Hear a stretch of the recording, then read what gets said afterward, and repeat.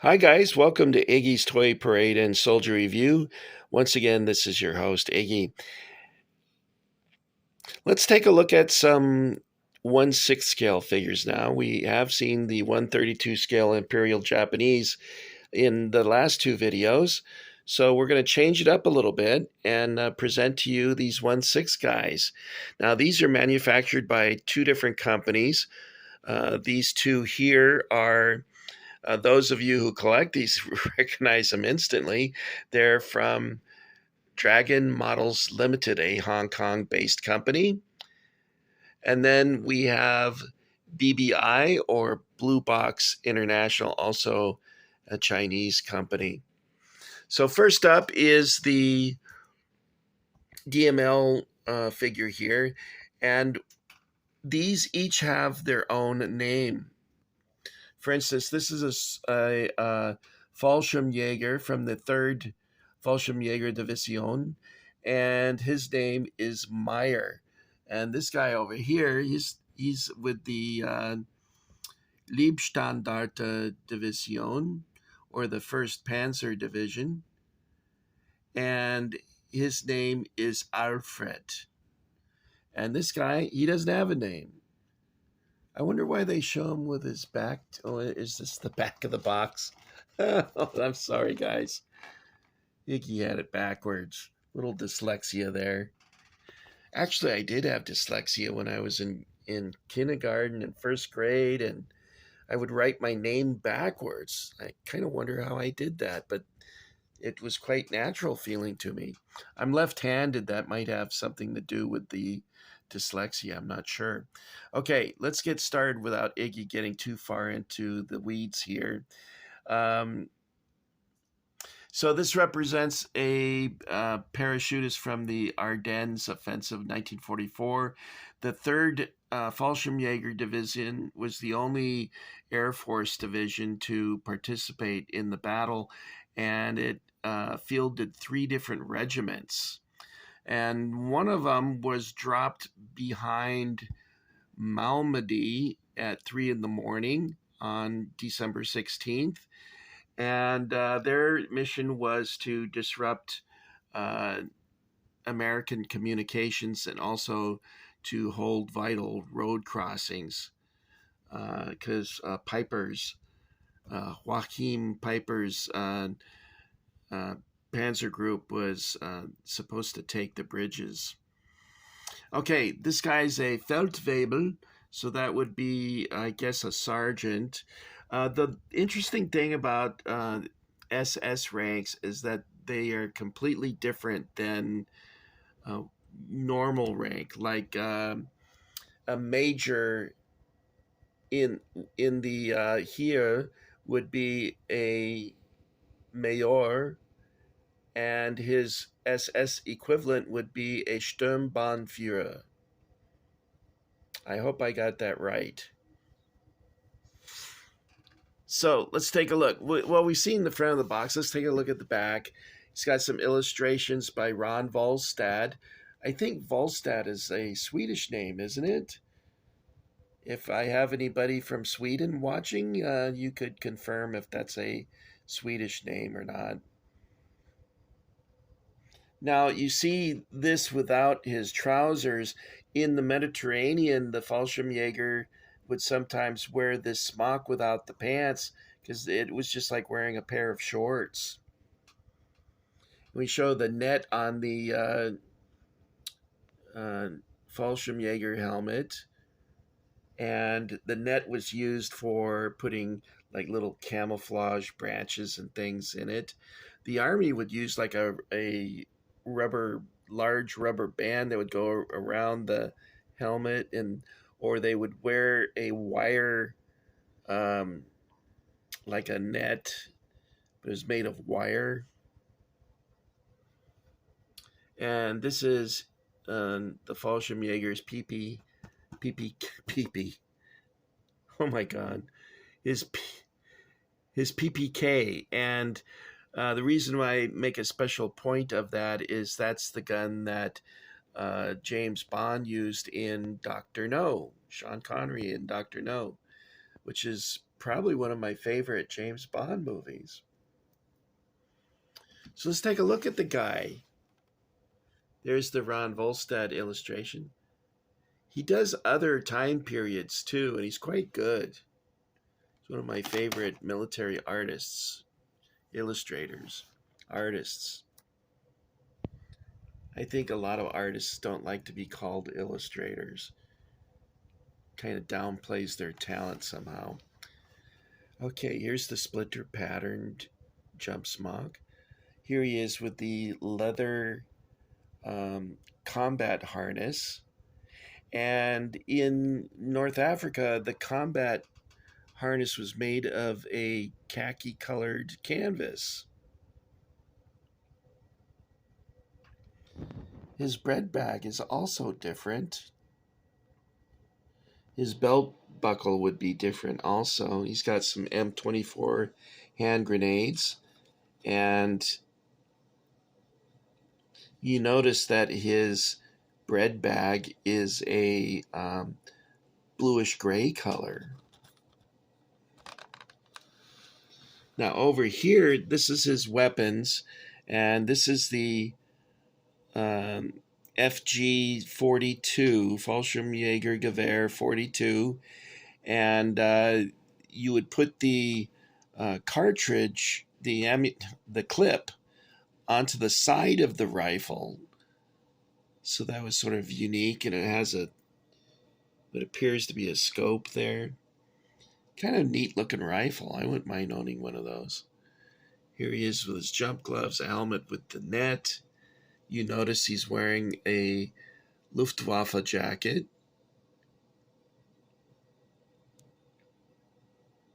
And he's wearing jump boots. There's the ammunition clips for the Sten gun, which you see here. Wait, where do you see it? You see it here. There's his Sten gun. And also, these clips on the bottom here would be inserted into the side of the rifle. So it's a pretty cool figure. He's got a much better head sculpt. I'm sorry about the light there. Let's do it like this. A much better head sculpt. This figure came out in 2001. So by then they were starting to catch on that their other head sculpts were kind of creepy looking. Almost like the people had Botox or something. Here we have a soldier from the Aachen battles from 1944. The Allies took Aachen, and that was the first major German city to fall into the hands of the Allies. LAH was part of the defense or Battle of Aachen. This guy's name is Alfred. You see here he's wearing the autumn pattern for his smock. The smock would fit right over his uniform jacket. And LAH was originally formed to be Hitler's bodyguard, and this is short for the Leibstandarte Division. I think my landlord was part of this, or the 12th SS Panzer. I'm not sure. He never revealed it to me. I knew him a long time before he admitted that he ever fought against Americans. He fought, of course, against Russians, but he also did Americans, and he felt kind of embarrassed telling me that he thought maybe I would be upset or something. And I just found his stories to be very interesting. Although he did get mad at me when I forgot about this. He got really mad at me when I said that von Stauffenberg, it was too bad he didn't kill Hitler. And ooh, did he get mad. He said the only person who should have died during World War II is Winston Churchill. And I'm like, what? I looked at him like he was had a lobster on the top of his head. Please don't get confused. My landlord was a really cool dude. He was only 16 when he was drafted into the military. So very impressionable. And he grew up in the Hitler Youth, of course. So although that whole generation was poisoned by the Nazi ideology. And I never heard him say anything derogatory against anyone or racial. He was just not like that. But apparently he didn't like Churchill too much. Maybe he found out that Churchill was half Jewish. I don't know. It's just that he never came off that way. He was a tough bastard, I gotta tell you that much. Anyway, let's take a look at this. Of course, they've got the, I think these are M43 hand grenades. They have a detonator on the top of them, which is different than the M24, which, does he have one over here? No. Yes. That's the M24 model. I have a mock-up of one of those. And you can see this one is slightly different in that it has that detonator on the top. So that means you'll notice it does not have a screw cap on the bottom, because on the M24 you would unscrew a cap and a string would fall out with a ceramic bead on it, and you would pull that, and that would activate the igniter, and then they had a few seconds to throw it. Whereas this one, they didn't have that. It would blow up if this. What if you hit it when it was in your belt? Like you fell on the ground or something? I hope there was something you twisted to, because God, that would be terrible. Did you see the Thin Red Line when Woody Harrelson blows his butt up? Because he had a hand grenade hooked to his vest, a combat vest, or his fatigues. I can't remember which now. But the pin got pulled out and blew his butt up. That was kind of a weird movie, The Thin Red Line. I read the book, and there's some stuff in it that was, I won't get into it because you're not here to hear a review of the Thin Red Line. Okay, so he's got the autumn pattern helmet cover, the smock. You'll notice that he has the larger cartridge pouches on his belt. And do they have that illustrated on the back? Yeah. Now they're calling this the Maschine Pistola 44. And there was an MP43. I thought this was later changed to Gewehr, which means rifle. But here they have it as MP44, so I don't know. Anyway, that was a pretty cool rifle.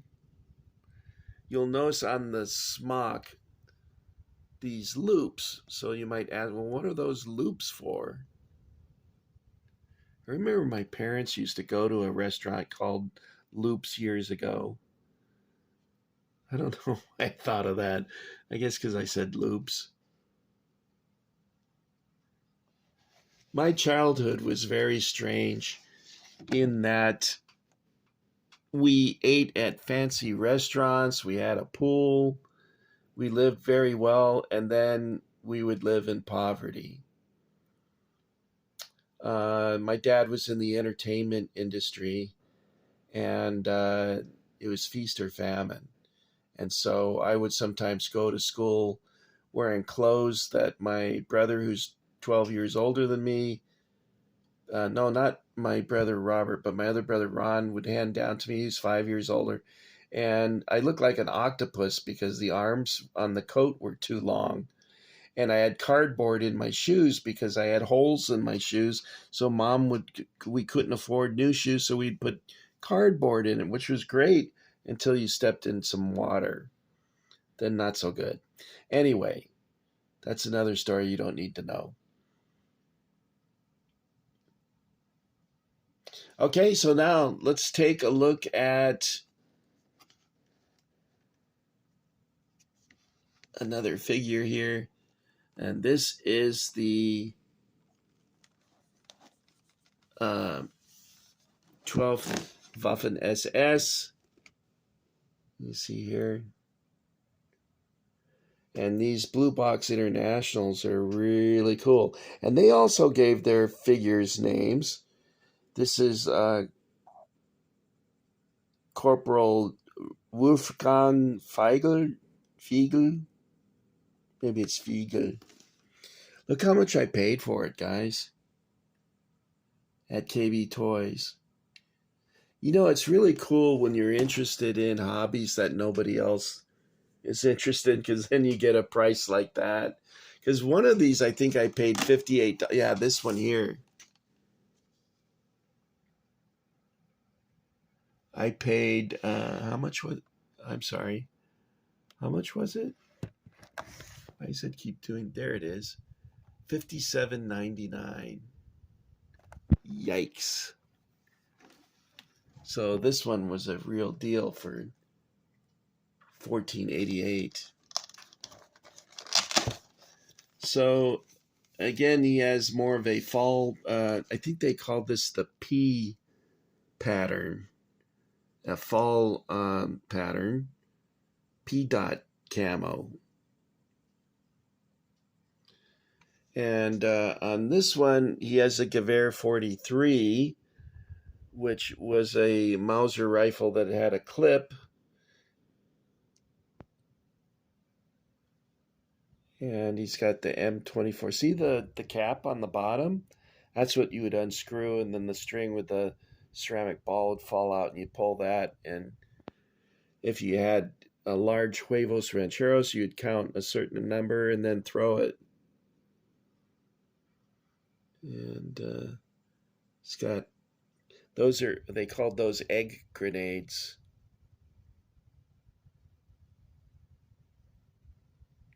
And here's some clips for the Gewehr 43. There's his mess tin.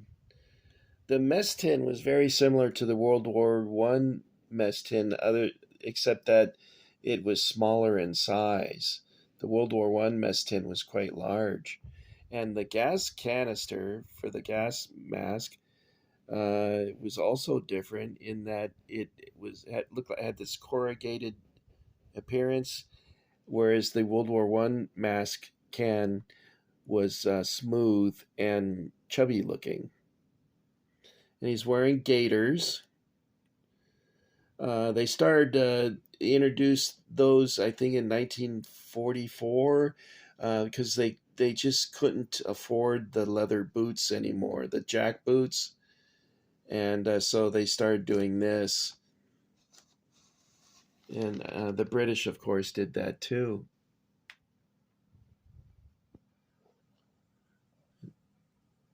And he's got a really cool, oddly enough, he looks like this guy over here. Is it this guy he looks like?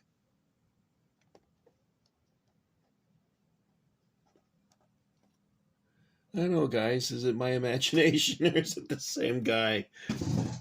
Anyway, here's his helmet, of course, up here. I hope you enjoyed seeing these.